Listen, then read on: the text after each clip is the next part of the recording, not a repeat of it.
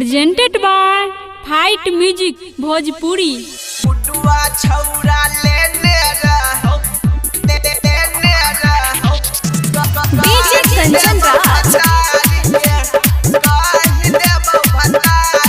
हाजीपुर वैशाली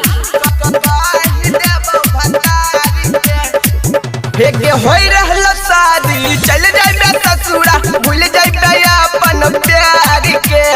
होई रहल शादी चल जाइबे ससुरा भूल जाइबे अपन प्यार के बुटुआ छौरा लेने रहो काहे देबो बतार के मनीषवा छौरा लेने रहो काहे देबो बतार के हेगे भे रहल शादी चल जाइबे ससुरा भूल जाइबे अपन प्यार के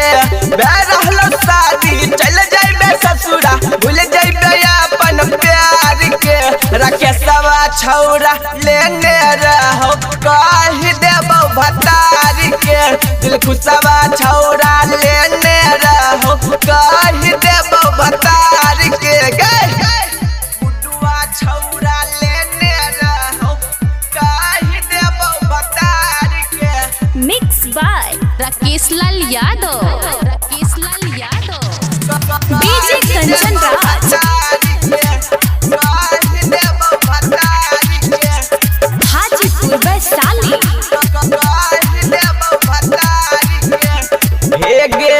हमर राज छोड़ के छौरी ससुराज जइभी कहियो भतार वाला सुख नहीं पैभी हेगे हमर राज छोड़ के छौरिया ससुराज जइभी कहियो भतार वाला सुख नहीं पैभी खुश न कहियो रहबे के छौरी धोखा जे देबे यार के खुश न कहियो रहबे के छौरी धोखा जे देबे यार के दीपका छौरा लेने रहो काहे देबो भतार के बिटुआ छौरा लेने रहो काहे देबो भतार के बुटुआ छौरा लेने रहो काहे देबो भतार के Chand movies recording studio Khagaria DJ Kanchan Raj Hajipur Vaishali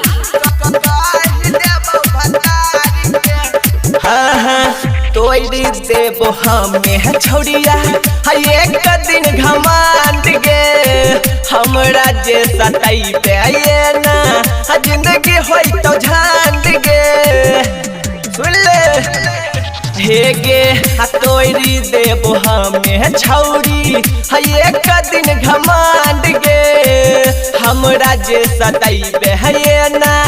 जिंदगी होई तो झांड गे राइटर देवा धीरज कारण तोड़ दे तो तोहर प्यार गे राइटर सुधीर राकेश दिल खुश तोड़ दे तो तोहर प्यार गे अनमोलवा छौरा लेने रहो काहे देबो भतार के परदेसवा छौरा लेने रहो काहे देबो भतार के गे छोड़बो ना। चांद मूवीज रिकॉर्डिंग स्टूडियो खगड़िया।